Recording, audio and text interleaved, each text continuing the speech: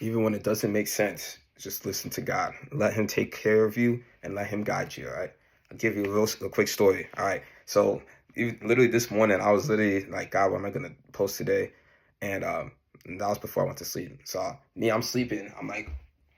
I'm sleeping, and I'll have Bible verses, scripture like being played in the background, and Luke chapter 8 pulls up, 26 through 56, right?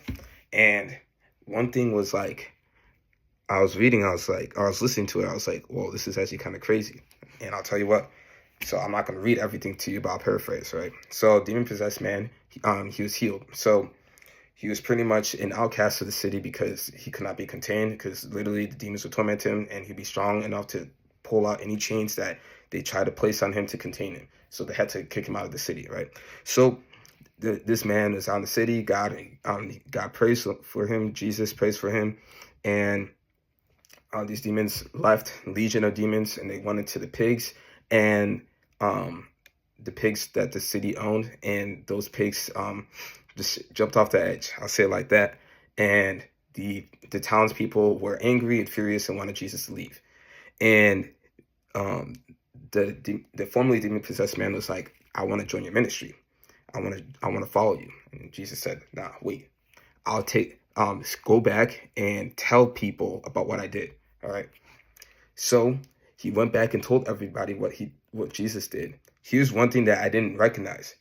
He came back. Jesus came back, and boom, multitudes of people were calling and screaming out for his name. They were literally grabbing him and touching him. This is where we get the story of the woman with the issue of blood being healed, and a woman literally being raised from death, right?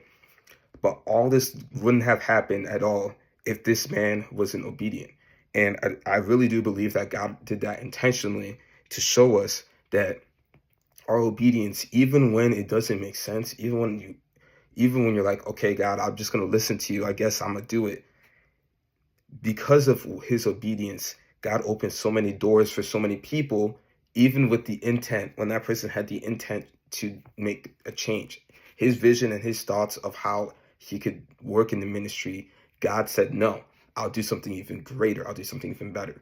So just because of this man being obedient and telling people and going out and telling and showing people and people seeing what he's gone through, they believe him. Because of that faith, so many different people later on were saved. So I just want to encourage you guys, if you guys are in a bad situation or a situation where you're just confused or don't know what's going on, just stay firm, stand firm. You never know what God's going to do in it.